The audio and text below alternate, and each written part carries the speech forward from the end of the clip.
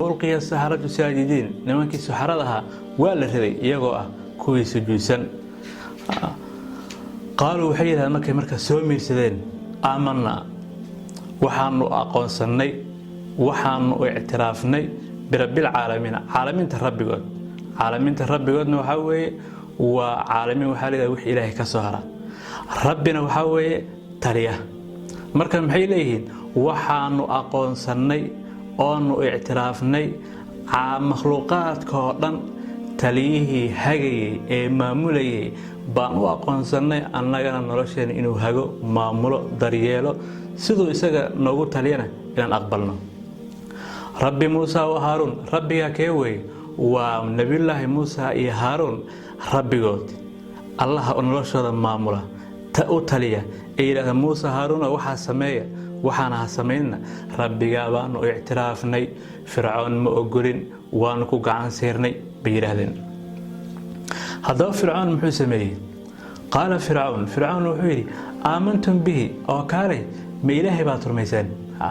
waa hadii damiirkaas loo celiyo alle aamantum bihi ma ilaahay baad rumaysaan inuu noloshiina maamulo u tashado ma arrinkaas baad ku kacdeen قبل أن آذن لكم أنت أنا إذن فسحين كهر أنيقو وح قران شيء إذن إجهرين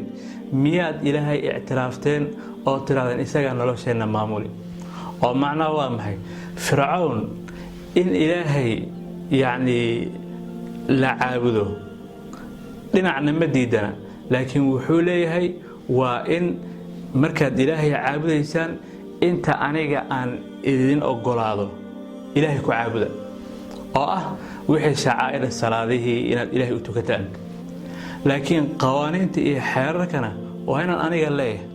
وأسيد ما أنت قال أي سمايان إليهن يعني مركي اللي هذا قالوا صلاة دي صونك دكسية الفرة قرآن كلا أخسنا زكاة اللبحين اللي سوى حجنا وحيو أركان وأنت إيجا نوع قرادين أي نوصل دقيقتين وين لكن ما أنت هذاني رهنا ولله بأن أبورتي isagaana daryeesha naxanaanayso isaga sharcigiisa iyo diintiisa mooy wax kale ma ogolin waa dagaal cad maxaa hadda lagu kala taagan yahay inta gaalada la dagaalamaysa ee ma gaalada waan iska kiin celinayna waxa isku haystaan waa maxay war ilaahay waan nolosheena dhan u caabidinaynaa iyo maya